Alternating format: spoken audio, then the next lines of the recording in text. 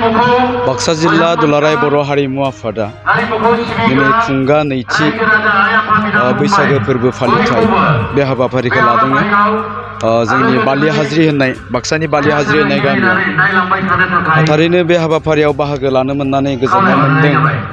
मानोना दुलाराय बर' हारिमु आफादा जोंनि बर'नि हारिमुखौ फोथांना लाखिनाय, फेहेरनाय, फुवारनायनि थांखिजोंनो जोनोम जादों।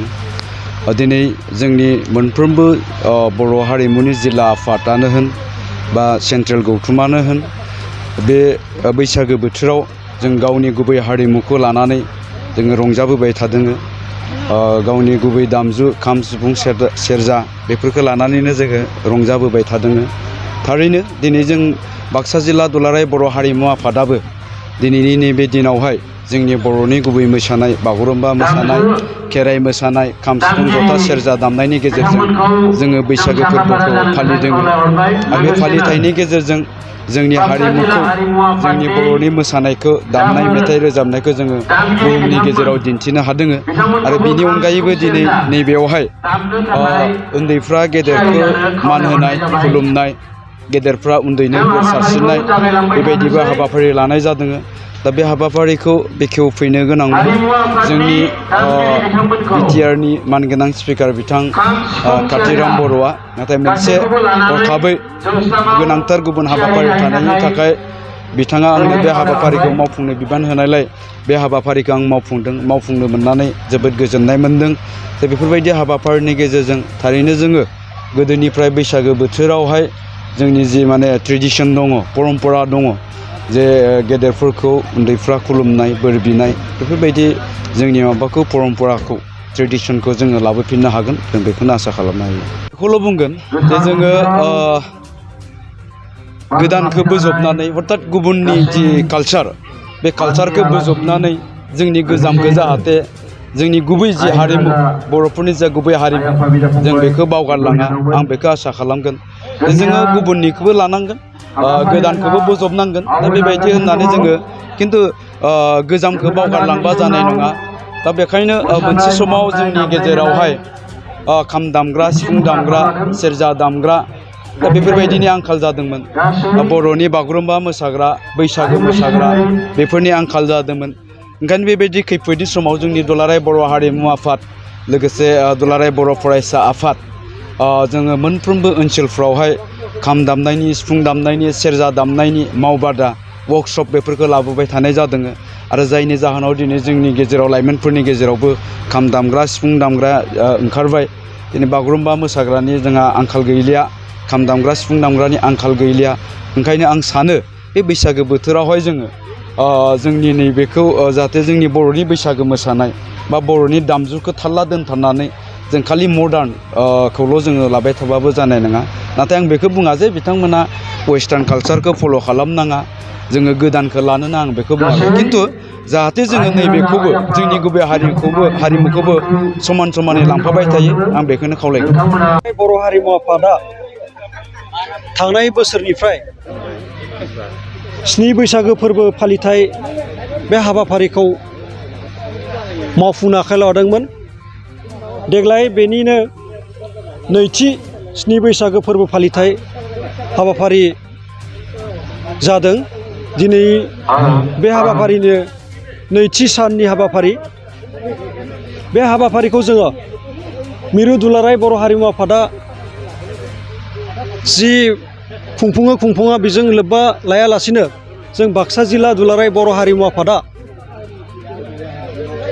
बैसागो मोसानाय, बैसागो मेथाइ खननाय बा बैसागो फोरबो, बे फोरबोआ जाहाथे बर' समाजाव अरायबो गोजोर महरै थालाङो, बेफोर बायदिसिना नोजोर बोनानै जोङो थांनाय बोसोरनिफ्राय बे हाबाफारिखौ मावफुंनो थाखाय आखायाव लादोंमोन।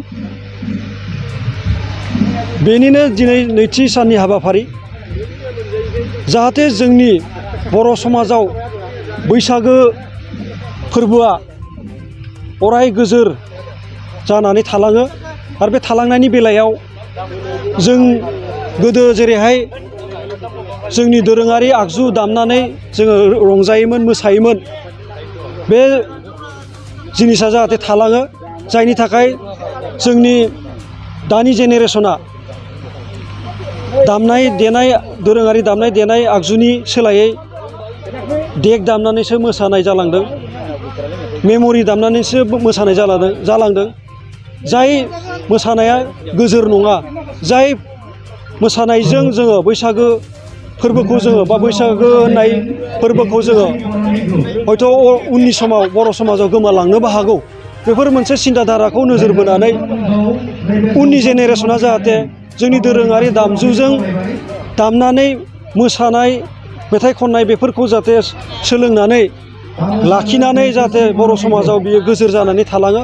बेफोरबायदि गुवार सिन्ताधारानि गेजेरजों नैबे 7 बैसागो फोरबो फालिथायखौ स्पेसियेलि बाक्सा जिल्ला दुलाराय बर' हारिमु आफादा खुंफुंनो थाखाय थांनाय बोसोरनिफ्राय आखायाव लानाय जादों आरो नैथि 7 बैसागो फोरबो फालिथायखौ जोङो जागायबाय। बेखौ मिरु दुलाराय बर' हारिमु आफादा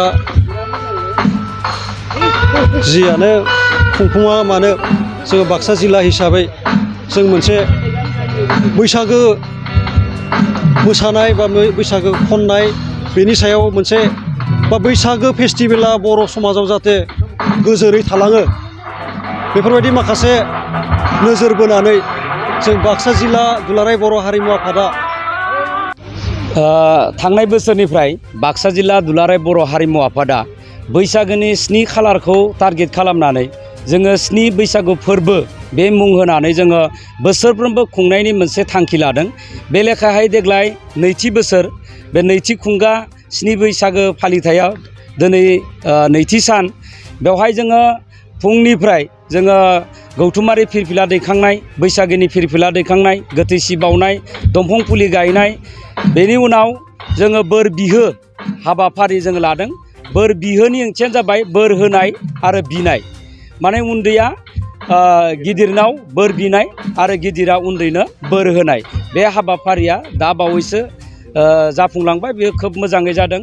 जोंनि बे खाथि खाला ओनसोलनि दक्षिण बाक्सा ओनसोलनि बैसोगोरा सुबुंफोरखौ जोङो मोननो हादों, बिथांमोननिफ्राय जोङो बोर बिनानै लानो हादों आरो जोंहा उन्दै हिन्जावसा हौवासा गथ'फोराबो बे हाबाफारियाव खोब मोजाङै बाहागो लानो हादों आरो जोंनि थांखिखौ जोङो जाफुंनाय बादि मोनदों। हानजाथ' जोंहा एसे रांखान्थि प्रब्लेम जाहैबाय, जोङो स्पेसियेलि मोनसेबो ग्रुपखौ जोङो इनभाइट खालामनो हायाखै। मानोना जोङो बायदिसिना बिथिङाव जोङो कालेक्सननि बिथिङाव जोङो माने सहाय मोनाखै, गभर्नमेन्टनिफ्राय सहाय मोनाखै। दिनैसिम जोंहा बिटिसि बिटिआर गभर्नमेन्ट दङब्लाबो बे गभर्नमेन्टनि बिजाथिफोरनिफ्राय जोङो दिनैसिम थाइसेबो फैसा मोनाखै। बेनि थाखाय जोङो माने खाफाथिनो हायाखै जे जोङो ग्रुपफोरखौ माबायदि लेंहरनो आरो बिथांमोननो माबा मोनसे थांलाय फैलायनि गारि भाराबाबो हरनो हायैनि थाखाय जोङो ग्रुप लेंहरनो हायाखै। दा आंनिनो मोनसे ग्रुप फैगासिनो दङ, बे मोनसेल' ग्रुपआ मैयानि बादायज्लायनायाव सेथि बान्था मोनदोंमोन। बे सेथि बान्था मोननाय ग्रुपआ मोसागोन, 2-3सो मोसागोन। बेनि अनगायैबो जोंहा जोंनि जागानि जा माने सिंगारफोर दङ, जोंनि फिल्मनि एक्टर एक्ट्रिसफोर दङ, बिथांमोननि मोसानाय, मेथाइ रोजाबनाय, फेस्ला दिन्थिनाय बायदिसिना हाबाफारिखौ जोङो सालायलांगोन, बेखौ नोंथांमोना नुनो मोनगोन। बेयावथ' सोंखारिनो गोनां दङ, जायनि थाखाय जोङो थांनाय बोसोराव मोनसे ग्रुपखौ जोङो सोंखारिनानै बिथांखौ केस फाइलबो खालामनाय जादोंमोन। लास्ट टाइमाव बिथाङा निमाहा बिनानै मोनसे प्रेस मिट होदों, बेनि थाखाय जोङो दुलाराय बर' हारिमु आफादा बिथांखौ जोङो निमाहा होनाय जादों। बिथाङा निमाहा बिनानै प्रेस मिट होदों। दा बेफोरबायदि खालामबाय थायोब्ला बिनिख्रुइबो जोङो गोख्रोंसिन राहा लानांगोन आरो लाखानांगोन, नङाब्ला बे जोंनि मोनसे माहारियारि मोसानाय बागुरुम्बा, बे बागुरुम्बा बायदि मोसानायखौ माने मिसगाइड खालामबाय थायोब्ला जोबोद गोरोन्थि। बा बेयो इन्डियान नेसनेल मोनसे डेन्स, नंगौ बयहाबो इन्डियानि गासैबो सुबुङानो बे बागुरुम्बाखौ मोसानायनि रोजाबनायनि मोन्थाय दङ। दा मोन्थाय दङ होननानै बिनि महरखौ सोलायनानै जायखिजाया महर होनानै बेखौ रोजाबोब्ला मोसायोब्ला जोंहा बर' हिसाबै जोंहा बेखौ बुंनो गोनां दङ आरो जोङो दुलाराय बर' हारिमु आफाद हिसाबै जोंहा बेखौ बुंनो गोनां दङ। मानोना बियो भारतनि माहारियारि डेन्सबाबो बियो पार्टिकुलारलि बर' माहारिखौ मोनसे आइडेन्टिफाइ होनाय मोनसे मोसानाय। गतिके जोंहा जोंनि सिनायथिखौ जोङो जुदि गाज्रि नुयोब्ला गोरोन्थि नुयोब्ला जों बेखौ बुंखानांगोन। बेनि थाखाय गासैबो हारि माहारिफोरा बिनि सायाव सांग्रां जानाया मोजां। मोसा बयबो, खिन्थु मोजाङै मोसा, सोलोंनानै मोसा, रोङाबालासिनो बेखौ मोसायोब्ला बेयो जोबोद गोरोन्थि जायो। दा जोङो बर' रावजों बुंनानै मा जानो, एसामिस रावजों बेफोरबायदि प्रेस मिट खालामनो मोनाखै, जायनि थाखाय बर' रावनि अनगायै गुबुन रावारिफोरा बुजि मोनैनि थाखाय गावसोरनि गोसो बायदि बिथांमोना बाहायबाय थादों आरोखि। बेबादिखौ जोङो अबस्से बाक्सा डिस्ट्रिक्टआव आं गासैयावबो बेरायाखै। दा जोंनि ओनसोल बरिमाखा बा नै दक्षिण बासखा बे सप्तासेथ' आं बेरायबाय, थेवबो बेफोरबायदि नुद्रायाखै आरो। खाम सिफुङा आथिखालाव बयनिबो गामियाव थायो, फर्मेलिटि नङाब्लाबो, फर्मेलिटि मोनसे मोसानाय नङाब्लाबो खाम सिफुं सेरजाखौ लानानै रंजानायखौ नुदों आरो। मबाइल बा देक मोनसे समाव जादोंमोन, मोनफ्रोमबो गामियाव जादोंमोन, नाथाय मोनसे सांग्रांथि लाबोनाय जादों। हारिमु आफादाबो सांग्रांथि लाबोदों बा फरायसा आफादफोराबो बिनि सायाव सांग्रांथि होदों। दा बेनि थाखाय जोङो बे मबाइलजों मोसानाय बा देक बायदिसिनाजों मोसानाया एसे खमायबाय होनना आं सानो आरोखि।